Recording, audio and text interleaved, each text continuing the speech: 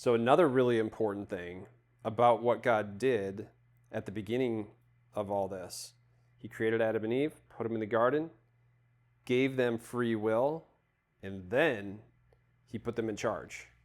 He gave them dominion over the earth. He literally said, I'm putting you in charge. I'm giving you the keys to this new Bentley. It's yours. Do with it as you will. What I want you to do is spread out, procreate, expand, rule the earth. He gave them dominion. And that was a very complete decision on his part. It wasn't wishy-washy or like, if you mess up, I'm taking it back.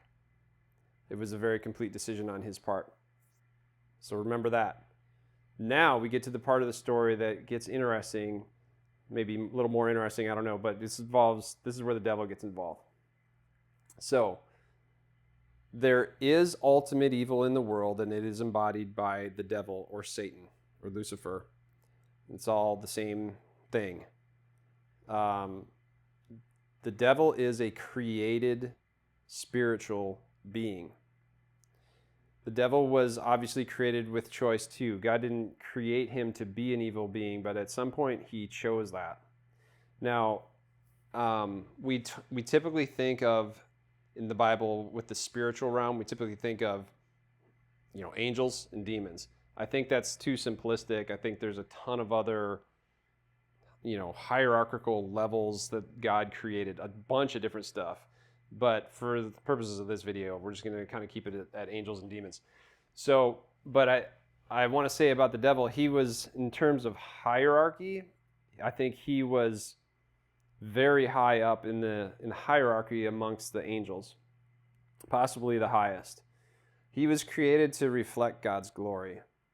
But at some point, he started to want that glory for himself. The Bible teaches that he led a rebellion in heaven. This is all before Adam and Eve were created.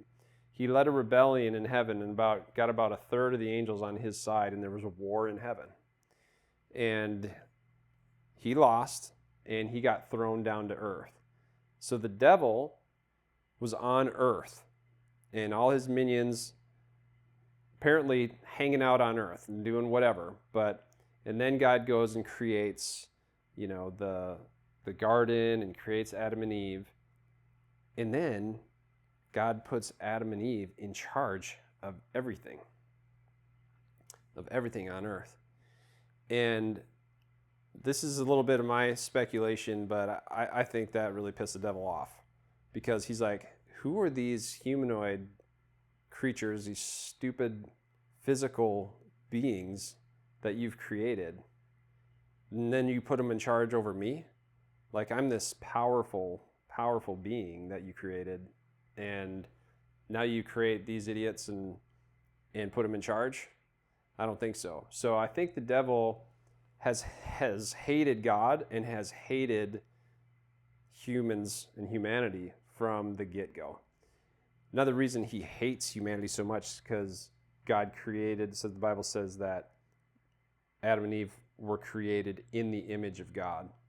And there's different ways of interpreting that. That might just mean the fact that we have choice, or the fact that we have a willpower, the ability to think and reason, on a higher level than the animals, that kind of stuff. Different ways of looking at that, but we were created in the image of God.